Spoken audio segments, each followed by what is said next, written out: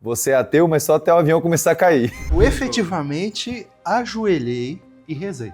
Sendo ateu... Então eu acho que nesse desamparo mais afetivo, eu acabei tendo esse movimento aí de bater esse papo com Deus. Os produtos ou as promessas da ciência para certas coisas eles são muito ruins, né? São pouquíssimo satisfatórios para as pessoas. Eu adoraria, ao morrer, me encontrar com Deus. Nossa, imagina a nossa surpresa. Não seria legal? Não tem nada que eu possa fazer aqui. Eu não consigo pilotar um avião, não consigo fazer a chuva parar. Tudo que eu posso fazer é... Olha, eu queria dizer que eu sou a única pessoa ateia de verdade aqui nessa mesa. Tem um estereótipo que me incomoda muito, que é o seguinte, eu já escutei isso várias vezes, imagino que vocês já tenham passado por isso, que é, você diz que é ateu para alguém, e aí a pessoa fala assim, mas é porque você ainda não passou por uma dificuldade de verdade.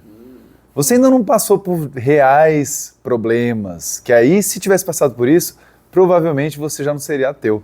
E aí isso me fez lembrar, eu vim recentemente aqui para São Paulo, quando eu estava no avião, o avião teve muita turbulência, acima do normal. Eu não entendi muito bem o porquê, porque não estava chovendo, não tinha nada de muito óbvio assim, mas deu muita turbulência. E aí na hora que começou a dar turbulência, eu vi algumas pessoas ficando apreensivas e eu lembrei dessa coisa do você é ateu, mas só até o avião começar a cair. Fez oração na hora? Nunca que eu vou fazer oração por causa disso, pelo amor de Deus, não. Pelo amor de...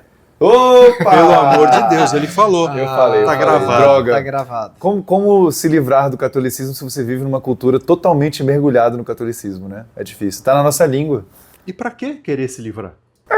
Eu adoro falar, ai meu Deus, nossa senhora, tipo, né? Tá em toda parte o catolicismo na nossa língua. Não me incomoda, não. Mas enfim, eu não rezei não, Daniel. Você rezaria? Eu passei por algo parecido. Eu tava voltando de São Luís, talvez, naquele São congresso Luís. que a gente foi. E o avião tava para pousar aqui em São Paulo e ele arremeteu, é o termo? Ele arremeteu. Então tava tudo certinho. Ai, ainda bem, chegando em casa e tal. Aí cancelaram a aterrissagem. Tava chovendo muito forte e as pessoas estavam muito, muito apreensivas. E a gente ficou voando meio que em círculos, talvez por muito tempo, sem entender direito o que estava acontecendo, com uma explicação assim bem mais ou menos de que, olha, tá com condições ruins para aterrissar e tal. Aterrissar. E a gente ficou muito apreensivo e eu fiquei ansioso na hora. Tive pensamentos automáticos sobre catástrofe, mas eu não fiz nenhuma oração. Eu fiz alguns vídeos sobre isso, eu não sei se eu ainda tenho. Se eu tiver, porque eu troquei, eu acho que eu tava... Naquela ocasião, você fez o vídeo lá? Fiz, No dentro de tanto que tava tensa a situação, eu fiz vídeo assim, pensando, caraca, eu quero registrar isso, até pra... Se você achar, a gente põe no meio aqui. A gente bota no meio aqui. Eu vou procurar se eu ainda tenho isso aí. Eu não sei se foi com um celular reserva que aqui em São Paulo, quando eu morei aqui, eu tinha um celular normal meu e o celular do ladrão.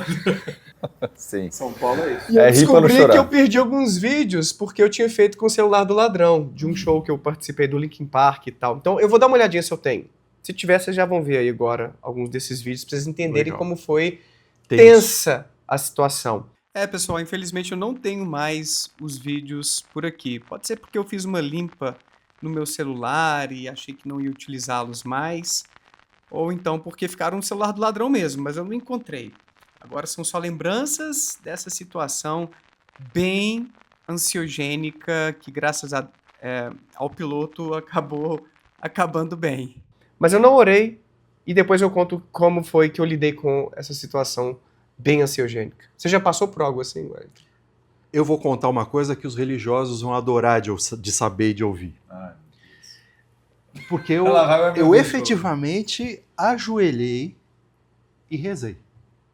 Sendo ateu, mas numa situação... Eu não sei se vocês sabem, o termo prece tem a mesma raiz de precário. Nós somos seres precários. E por causa disso a gente ora. Então, não é à toa que há uma certa comunhão linguística entre prece e precário. Eu me vi numa situação de impotência completa diante de uma circunstância em que a minha esposa, Fátima, teve um diagnóstico terrível. que felizmente não se confirmou. Mas até o momento em que as coisas estavam ainda muito objetivamente claras para os médicos, né, eu realmente me vi numa circunstância em que a minha racionalidade, meu conhecimento científico não valeu para nada diante dessa precariedade. E eu literalmente ajoelhei, rezei, pedi uma intercessão para qualquer coisa, não é? E eu entendo isso de modo muito claro, não é? Diante daquilo que você não tem forças nem compreensão, você é capaz, sim. Felizmente você nem passou por isso. Não chegou a sua vez ainda, André. Ainda não. Mas isso fala não da minha racionalidade ou do meu menosprezo pela religião. Isso fala da minha circunstância como ser humano. Ser humano significa ser faltante. E eu não quero fazer nenhuma piada com a psicanálise que coloca, não é, como uma característica psicológica essa falta, essa incapacidade, essa, eu diria, precariedade de novo. Então, eu vi isso como uma demonstração muito clara de quanto a gente precisa ser humilde também diante de coisas que a gente não tem controle. É uma característica, eu diria, psicológica, não é? Mas humana, talvez até biológica, da gente se virar numa circunstância em que as coisas estão completamente fora do nosso controle. Isso não faz de você menos ateu, menos cético. Não, isso me faz mais humano. E mais do que isso, assim como vocês dois, não é? Daniel e André, eu vejo a religião de um modo hoje muito diferente depois dessa minha experiência. Entendendo as funções, a importância, o quanto que este sistema, não é, de crenças pode ser muito importante para dar uma espécie de ordem para o caos que a vida é. Porque não tem sentido nenhum. A vida não tem sentido, né? A vida é caótica. Então, a gente tenta, pela ciência, dar uma certa organização, mas essa organização que a ciência oferece não é suficiente. Tem coisas que fogem à própria esfera da ciência. Temos muito mais perguntas do que respostas, no final das contas. Eu tive algumas experiências também que desafiaram o meu ateísmo, o meu ceticismo. Eu mencionei essa experiência com o avião só porque eu imagino que a gente tenha botado no título aí alguma coisa do avião caindo. Ateus até que o avião caia. Até que o avião começa a cair. É. Mas eu tive, no início da minha trajetória como ateu, duas experiências que me fizeram momentaneamente reconsiderar as coisas. Parecido com isso que você viveu. Uma delas, que foi com uma manchinha que apareceu no exame meu, do pulmão. Eu era tabagista, fumava pra caramba.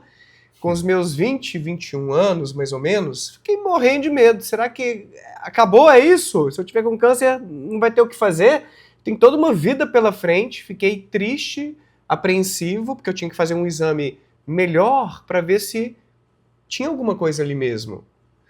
E aí, nesse ínterim, até eu fazer esse exame, ter o resultado e tal, eu fiquei um dia muito, muito mal, muito ansioso, passando ali pela igreja da Boa Viagem, em BH, morava ali perto, no centro, deu uma conversinha ali com Deus, rapidinho, mas dei. Cochichou Foi. no vidinho dele, alguma coisa. Foi ali refletir um cadinho sobre a vida, pô, será que é isso? Imagina eu estar com câncer, vai ficar...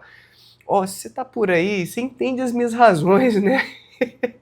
Você é onisciente, você entende por que eu questiono, porque assim, pra mim a evidência tem que ser mais clara e tal. Então eu tive uma conversa mais ou menos nesse teor. Poxa, tomara que eu saia dessa. Não prometi nada, não fiz promessa, sabe? Nada assim demais. Fui embora. Mas no dia seguinte nem me lembrei disso mais. Não é como se eu tivesse voltado a acreditar em Deus. Mas eu tive essa experiência. Uma recaída. Deu aquela cambaleada. Deslizou. E tive uma outra experiência que já foi mais do coração. Não uma manchinha no coração, mas no sentido figurativo de uma desilusão amorosa. Não chegou a ser uma desilusão naquele sentido assim, de um término, mas eu estava num relacionamento meio difícil pela distância. Minha então namorada morava no interior, eu estava em Belo Horizonte e estava muito difícil gerenciar essa distância, eu estava muito inseguro no relacionamento, e a gente estava assim, num período meio difícil, meio crítico, e eu fiquei muito mal, sozinho em Belo Horizonte, fiquei bem deprimido, e nessa experiência depressiva, antes de dormir um dia, eu entrei em contato com o Todo-Poderoso. E é interessante porque tem evidências na psicologia da religião de que pessoas enlutadas, viúvas, viúvos, acabam fortalecendo a sua conexão com Deus, a sua espiritualidade, num sentido talvez até de, poxa, deixa eu lidar com essa minha solidão, com essa dificuldade de estar sozinho, angustiado, desamparado aqui. Preciso de alguém aí para, nossa, com quem desabafar de repente, ou que possa me ajudar nessa situação. Então eu acho que nesse desamparo mais afetivo, eu acabei tendo esse movimento aí de bater esse papo com Deus. Foi num período mais ou menos parecido, assim, no início dos meus 20 e poucos anos. Depois disso eu tive mais desilusões amorosas, eu tive outra situação problemática com cigarro, com outros sintomas esquisitos, e acabei não dando essa deslizada de novo. Não sei se porque eu desenvolvi um ateísmo mais sólido, ou porque talvez eu tenha desenvolvido habilidades de aceitação. Porque no avião, eu acabei lidando muito com aceitação. Poxa, se for a minha vez, a hora minha de morrer, a hora no sentido assim, né? Não tem nada que eu possa fazer aqui. Eu não consigo pilotar um avião, não consigo fazer a chuva parar. Tudo que eu posso fazer é aceitar que isso está acontecendo e vamos que vamos. Eu vou confiar no piloto, acidentes assim não acontecem normalmente, eu acho que a probabilidade de a gente se sair bem é a melhor. E isso me acalmou um pouco na hora e tudo deu bom no final. Quando eu passei por algum tipo de turbulência... Desculpa, você queria falar uma coisa? Não, vai fundo. Quando eu já passei por alguma coisa assim de turbulência, já passei algumas vezes, eu nunca tive nenhum, diferente do estereótipo do ateu que é ateu só até o avião começar a cair, eu nunca tive nenhum tipo de deslize desse tipo. Aí alguém poderia falar, mas você não passou por coisas realmente sérias. Eu poderia fazer uma lista aqui e ficar tentando provar para vocês que eu já passei por coisas ruins da minha vida, mas isso me parece um pouco estranho. Então eu não vou fazer isso. Mas na situação de avião, o tipo de coisa que passaria na minha cabeça numa situação dessa de muita turbulência, e já passei por algumas turbulências, são coisas mais assim, é pouco provável que caia de fato, né? A turbulência, todo avião passa, sei lá, quase todo dia deve passar, porque é uma coisa que é esperada. O que eu penso é mais assim, cara, se eu lembro agora de uma situação específica, que foi uma turbulência um pouco maior, foi um voo internacional, passou por uma região um pouco mais complicada, pensei assim, cara, se acontecer alguma coisa, se eu cair, eu espero que simplesmente acabe logo, assim, acabe rápido, porque imagina você cair no meio do mar, com a perna quebrada, o tubarão te rondando, nada em volta, isso deve ser horrível. Se só morrer e acabar ali, tudo bem, assim, menos mal, né, poderia ser pior. Mas é esse tipo de coisa que passa na minha cabeça. São coisas assim, tipo, é pouco provável que vai cair. Se eu cair, pô, se for perto de uma ilha, dá pra se virar ali, né? Eu já assisti Lost, já assisti Náufrago. Eu tenho algum know-how do que fazer. Foi escoteiro. Não fui escoteiro, não. Mas assim, cara, é isso. Eu encaro a morte e as coisas ruins que acontecem na vida das pessoas como coisas inevitáveis, né? A morte inevitável, mas as coisas ruins também. Doenças, desgraças, acidentes, morte de pessoas próximas. Já passei por muitos desses itens que eu mencionei agora. E eu trato com naturalidade, como parte da vida. Então, assim, sei lá, se eu me sinto numa eminência de morte, numa eminência de um risco muito grande, a minha visão é muito assim, vamos ver o que acontece. Eu tenho uma abertura a isso. Eu posso até ficar desesperado, dependendo da situação, eu posso ficar bem desesperado. Mas não faz sentido para mim tentar recorrer a algo que eu não consigo acreditar que exista. Racionalmente para mim também, percebe? Eu acho que isso deve ter passado pela cabeça do Daniel, que também teve momentos em que ele se socorreu nesse sobrenatural. É uma ambiguidade, porque ao mesmo tempo você tá naquela vibe de pedir a intercessão e ao mesmo tempo fala que coisa, que absurdo, não combina comigo. Então eu acho que é muito mais esse aspecto da humanidade que aparece gritando. Mas sabe que isso que vocês estão falando me lembrou, por exemplo, da importância da religião nesses momentos, né? A religião, ela te dá uma explicação, então tem um lado mais intelectualizado, né? Quer dizer, ela dá a informação de como aquilo, por que aquilo está acontecendo. E por outro lado, ela te oferece também técnicas ou mecanismos, ferramentas para lidar com aquilo. Como, por exemplo, a oração. A oração é uma técnica, é um ritual que você faz, alguma coisa que você faz para obter um determinado tipo de resultado. Então você, ao mesmo tempo, entende o que está rolando, né? Qual é a função disso na minha vida, e por outro lado, ela não te deixa desamparado no sentido de que você não tem nada para fazer. Ela te oferece esses instrumentos, essas ferramentas para lidar com a realidade. Pelo menos para você sentir que você está fazendo alguma coisa. Para você não se sentir não fazendo nada. Exatamente. Né? Porque é horrível, a impotência que você tem diante de circunstâncias que você não tem controle é horrível. Então é melhor você usar de um mecanismo qualquer que faça sentido do que não fazer nada. Porque senão você vai estar num estado emocional ruim de experienciar, de ansiedade, de mais desamparo, e pelo menos você está se acalmando um pouco e tendo uma esperança. Do ponto de vista psicológico, faz sentido. A gente estava falando disso um dia desses, cara, da função da religião para ajudar a gente a lidar com essas coisas ruins da vida, né? Exatamente. É coping religioso, né? É enfrentamento religioso. Como é que eu uso da religião como meio de enfrentar o estresse, as perdas, problemas de saúde, morte, problemas emocionais, do coração, né? Então, eu acho que a religião cumpre um papel muito importante, aonde às vezes a ciência não consegue oferecer instrumentos. Os produtos ou as promessas da ciência para certas coisas eles são muito ruins, né? São pouquíssimo satisfatórios para as pessoas. Mesmo quando a gente considera, por exemplo, a psicoterapia, você não tem uma população que acessa tão facilmente um bom psicólogo. Infelizmente, hoje no SUS, pelo que chegou até mim, pelo menos, tá, gente? Se eu estou enganado, me corrijam, mas você não consegue ter um acompanhamento bonitinho, semanalmente. É um pouco mais complicado do que isso. Então, para muitas pessoas, pode ser meio um luxo você fazer uma psicoterapia, ou então encontrar um bom psicólogo, porque tem os bons e os ruins também, tem esse porém. Não entremos na polêmica hoje, a gente vai trazer mais assuntos sobre psicologia aqui, muito. Talvez psicanálise, não sei. Talvez, né? Mas assim, a psicoterapia que pode ser um caminho para a gente enfrentar as adversidades da vida sem esse viés religioso, espiritual, nem sempre é acessível e infelizmente ainda existe certo preconceito por parte de algumas pessoas de que psicoterapia é para quem é doido, esse trem aí não resolve nada e tal. Mas tem um estudo mostrando que pessoas céticas, ateias e pessoas religiosas têm mais semelhanças do que diferenças na forma de lidar com as adversidades da vida. Exatamente. Por exemplo, buscar um apoio social, um ombro amigo, sabe aquela coisa, aquela rede de apoio no momento da dor? Isso aí é igual entre ateus e religiosos. Onde há diferenças? O ateu às vezes recorre a substâncias psicoativas, tipo tomar umas biritas e tal, e o religioso recorre à religião. Marx falava que é o ópio do povo, mas às vezes a gente vai encontrar essas diferenças, mas outras fontes são muito parecidas, então não é como também se o ateu não tivesse maneiras de lidar com as suas dificuldades, com as suas adversidades, a aceitação está por aí. Às vezes na filosofia, tem muita gente hoje em dia, eu sei que é criticável em alguns aspectos, que tem uma autoajuda que não é tão boa assim, mas muita gente que lê um livro de filosofia, que quer entender o que é o estoicismo, como o estoicismo pode transformar a minha vida e tal. Mas existem alternativas seculares, não religiosas, para a gente lidar com essas dores da vida.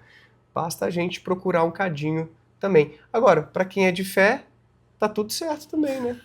Pois é, eu sei que a gente vai ainda ter um episódio só sobre sentido de vida, né? Mas esse é um elemento importante para ser mencionado agora aqui também. Quer dizer, a depender daquilo que você tem como meio de organizar a tua percepção, a tua vida, recorrer a uma coisa que é a ciência ou a religião, não é? Faz diferença. Então, a depender do problema que você tem, é uma coisa que a ciência não vai ajudar, é o que você está dizendo. Doenças terminais, por Doenças exemplo. terminais, quer dizer, você tem uma perda momentânea, assim, sem nenhum tipo de aviso prévio, né? Então, o que você faz para, digamos, entender aquilo que te acontece faz diferença no modo como você lida com aquilo. Né? Então, se você usa exclusivamente algo religioso, é um problema. Pois é, porque às vezes você está com depressão, você está com um problema que merece uma atenção profissional de um psiquiatra, um psicólogo ou outro médico, dependendo do que é a queixa, a dificuldade. E só para fazer uma ressalva também, para não passar a mensagem errada, não é que quando a gente fala sobre as diferenças entre ateus e religiosos, nesses mecanismos de enfrentamento, não é que todo religioso vá por esse caminho de fé e vai ter uma cura espiritual, por exemplo, alguns... E que todo ateu também não é pinguço. Não, exatamente. Que do jeito que ele falou, tipo, o ateu vai encher a cara, o religioso vai rezar. Eu tenho muitos amigos ateus que não bebem nada. E pessoas religiosas que bebem aí, né? Eu bebo uma mouse a cada 2, 3 meses. Você já me especificamente mouse beer. porque é doce, sei lá, né? Mas é isso mesmo, viu, Daniel? Isso é importantíssimo, porque essas diferenças, elas não são tão gritantes, né? Essas pesquisas mostram que é muito parecido. Tem mais semelhanças do que diferenças nesses repertórios. Agora, uma coisa importante também de mencionar é que, embora estejamos aqui, principalmente o Wellington e eu, contando essas deslizadas ou esses momentos que a gente, poxa, será que tem alguma coisa por aí, alguém por aí para nos ajudar? Não é que aconteça com todo mundo, o André tá aqui. Claramente eu sou o único verdadeiro ateu aqui nessa mesa, né? Os outros aqui, ó, saboado pra caramba esse ateu. É desumano. E religiosos passam por dúvidas religiosas. Lógico. Tem muitas pesquisas estudando essas experiências de dúvida entre religiosos. O Iago Martins já gravou um vídeo com o Pirula em que ele admitiu que, se não me falha a memória, uma vez por mês ele para assim, será que é isso mesmo? Cara, alguma vez você tem dúvidas com relação ao seu ateísmo? O tempo todo. É? O tempo Às todo. vezes pensa, meu Deus, se Deus existe. Pensar, será que eu tô errado? Com muita frequência. E, inclusive, isso é uma coisa que eu acho que é comum em ateus e é incomum em pessoas que acreditam em Deus. É incomum. Não, acho que uma vez por mês eu penso assim. Uma vez por mês eu... eu... Gente, mas será que é isso mesmo? Então você vê, às vezes... Martins é um cara religioso. É um teólogo, Um exato. teólogo, Acho que pastor também. Você tem figuras importantes no cenário brasileiro que já admitiram que tem seus momentos de dúvida. Eu acho que até o Edir Macedo, num filme aí dele, teve esse momento de se questionar. Parece que sim. Não é? É. Então isso pode acontecer com todo mundo e as pesquisas sinalizam que a dúvida, ter esses momentos de oscilação, é algo relativamente comum, pode acontecer com ateu também e não torna as pessoas menos ateias ou menos religiosas. Se for algo pontual na vida, faz parte. É a humanidade, né? Exatamente. Não é? Aí tem duas coisas muito legais. Primeiro que eu sempre digo, né, sobretudo para os alunos, quando está começando o curso de introdução à psicologia da religião, que eu adoraria, ao morrer, me encontrar com Deus. Nossa, imagina a nossa surpresa. Não seria legal?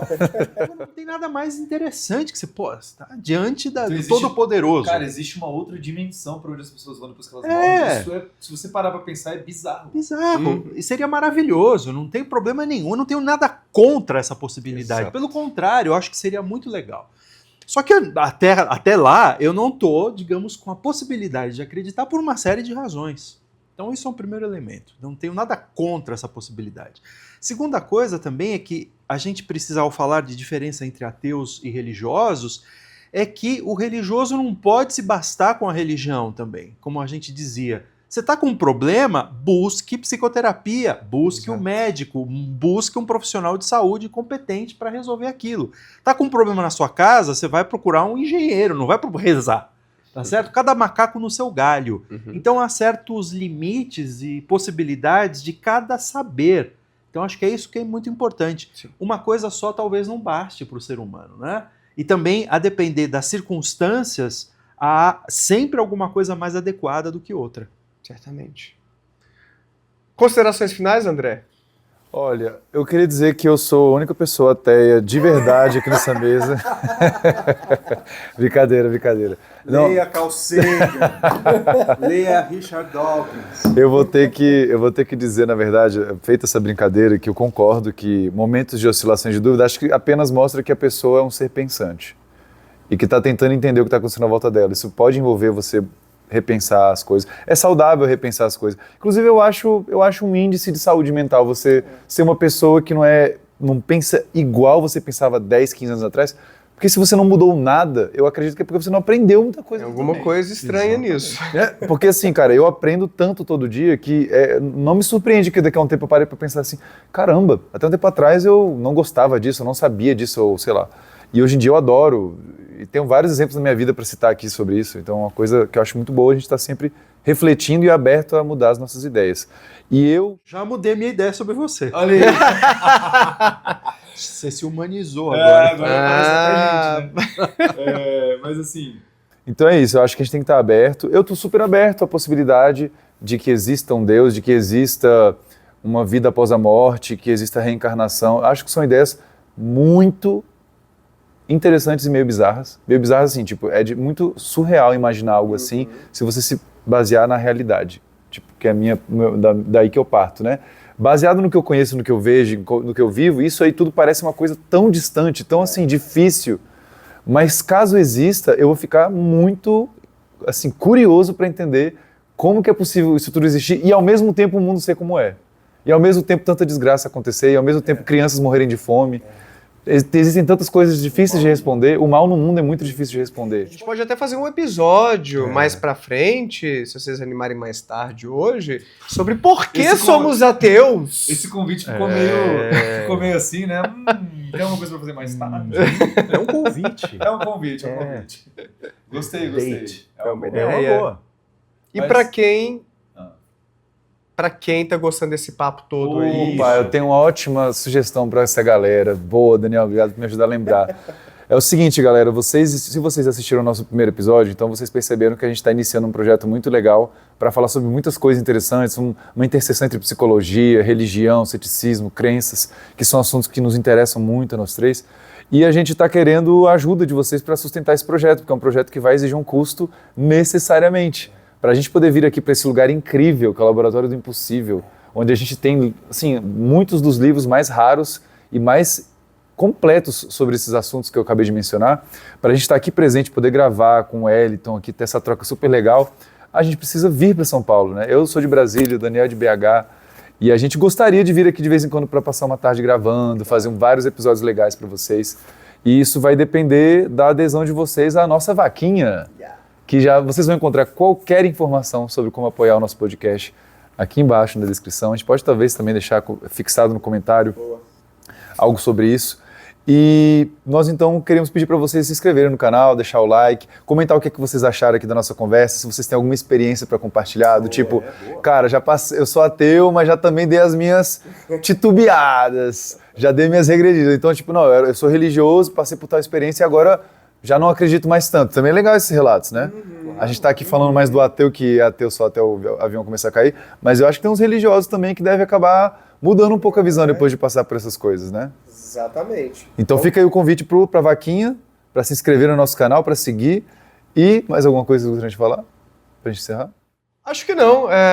Vamos ler os comentários que estão aqui embaixo e, de repente, reagir a alguns deles em breve. Vamos pegar esses relatos de vocês aí, ó. Podemos começar um quadro em breve reagindo a comentários. Isso. Eu acho que é uma boa ideia, então. Então conta aí as titubeadas que vocês deram, que a gente vai fazer um vídeo depois, só lendo e respondendo a elas. Excelente. Valeu, gente. Até.